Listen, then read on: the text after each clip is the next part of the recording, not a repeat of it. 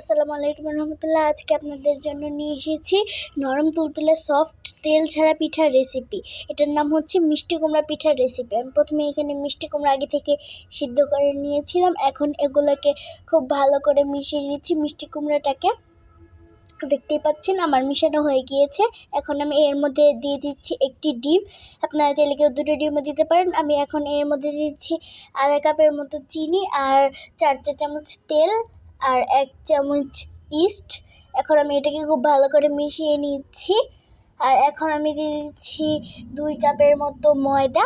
এখন এটাকে দিয়েও আমি রেস্টে রেখে দিব প্রায় আধা ঘন্টার জন্য। দেখুন ফুলে ডাবল হয়ে গিয়েছে। এখন এটাকে আমি মাঝখান থেকে বাফটাকে বের করে দিচ্ছি, দেখতেই পাচ্ছেন। এখন আমি লম্বা করে এটাকে লিচি কেটে নেব।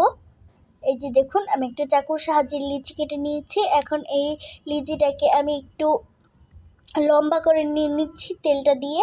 দেখুন এটা কিন্তু লম্বা করেছে, আমি গোল কিন্তু করব না। এখন আমি ভিতরে বাদামের আগে থেকে আমি চিনি আর বাদামের মিশ্রণ করে এই পুরটাকে বানিয়ে রেখেছিলাম। সেই ভিডিওটা আপনাদেরকে দেখানো হয়নি। এখন এই বাদামের পুরটাকে ভরে এটাকে আমি লম্বা করে নেব। দেখতেই পাচ্ছেন বাদামটা কিন্তু বের হয়ে গিয়েছে।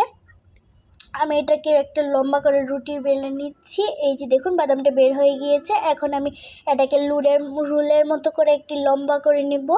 এই যে দেখুন কত সুন্দর একটি ডিজাইন হয়ে গিয়েছে। এখন আপনাদের সুবিধার্থে এখন আমি আবারও আরেকটা দেখাচ্ছি। এটা কিন্তু একদম সহজ, যে কেউ একবার এটা দেখলেই করতে পারবেন যে এটা কীভাবে বানানো হয়। অবশ্যই কিন্তু এখানে ইস্টটা দেওয়ার চেষ্টা করবেন, তাহলে বেশি ফুলবে। ইস্ট ছাড়া কিন্তু এই রুটিটি কিন্তু হবে না। এই যে দেখুন আমি দিয়ে দিচ্ছি। আর উপরে আমি কিছু তেল ব্রাশ করে নিচ্ছিলাম। দেখতেই পাচ্ছেন যে ফুলের মতো অনেক এটা ফুলে গিয়েছে। আবার বাফ দিলে কিন্তু আরও বেশি ফুলে যাবে। এখন আমি এটাকে বাফ দিয়ে দেবো। এই যে দেখুন আমি প্রথমে একটা চুলায় রাইস কুকারের বাটি বসিয়ে দিচ্ছি, এর মধ্যে পানি দিয়ে এখন এগুলোকে বাফ দিয়ে দেবো।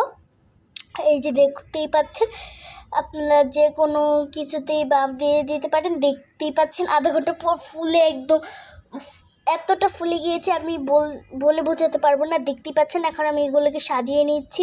দেখুন যে কতটা সফট নরম তুলতুলে হয়েছে। এই যে দেখুন।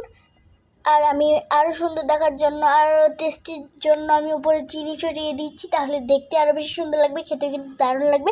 আপনারা বিকালের নাস্তা হিসেবে রাখতে পারেন, কিংবা এটা চায়ের সাথে খেলেও অনেক মজা লাগবে।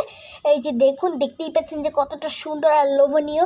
দেখতে যতটা সুন্দর, খেতে কিন্তু ততটাই নরম আর সফট মজাদার। দেখুন আপনাদেরকে আমি ভেঙে দেখাচ্ছি যে কতটা মজাদার ও নরম। এই যে দেখুন অনেক বাদাম রয়েছে ভিতরে আর উপরেও। এই